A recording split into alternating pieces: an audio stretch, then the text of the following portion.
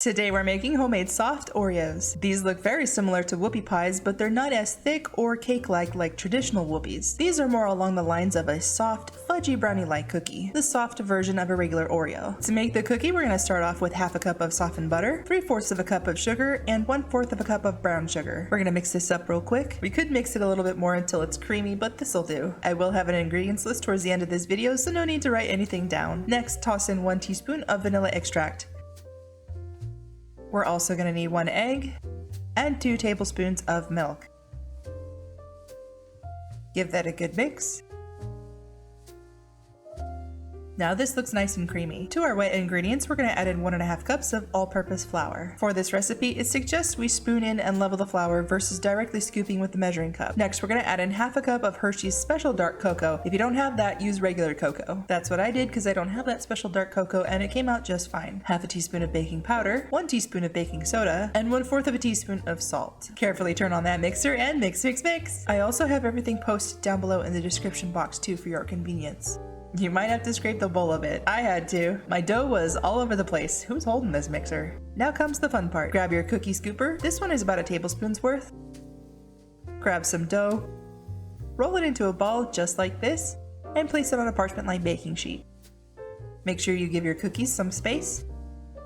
Okay, you're going to need a small piece of parchment paper and a measuring cup. We're going to firmly press down on our cookie like so, all the way down to about 1/4 of an inch or thereabouts. Peel that parchment off and continue on to the next cookie. Once you've flattened all of your cookies, it's off to the oven they go. 350 degrees for 6 to 7 minutes. I pulled mine out at 6 minutes. Let the cookies rest on the baking tray for 3 minutes or so to firm up. They are too delicate to move to a cooling rack right out of the oven. To make the filling, we're going to start off with 1/4 of a cup of softened butter. Next is personal preference. You can use either coconut oil or shortening. I went with coconut oil. Just keep in mind, if you do go with coconut oil, depending on the brand that you choose, you may get a hint of coconut in your filling. If you're not okay with that, use shortening. If you're not okay with either of those two options, yes, you can use butter. However, it may be softer and more difficult to keep the cookies together. Whichever you end up choosing, you'll need 1/4 of a cup. Give that a good mix.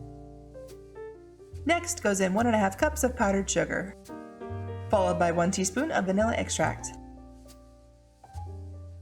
The recipe calls for 1 to 2 teaspoons of milk as well. I added in just 1 teaspoon first to get an idea of the consistency. A little bit later, I did add in that last teaspoon of milk. Make sure to thoroughly mix everything together. You definitely don't want small clumps of shortening or coconut oil in your frosting. When in doubt, give it another spin. It also helps to go in with a spatula just to double check your work.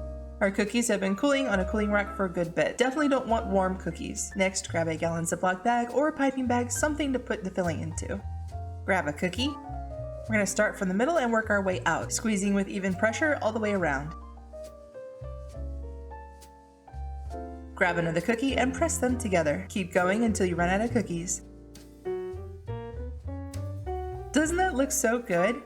This recipe says you'll get about 18 finished cookies. I only got 13. Perhaps my cookie scooper was a tad bit bigger. I don't know. Still, I was very happy with the finished product, and I think you will be too. I think this is a great spin on a traditional Oreo cookie, especially for those that prefer a softer cookie shell. Let me know in the comments what you think. If you're interested, I will insert an ingredients list right here. Thanks for watching, and if you like this video, I hope you give it a thumbs up. Don't forget to subscribe so you don't miss out, and I'll see you all in the next video.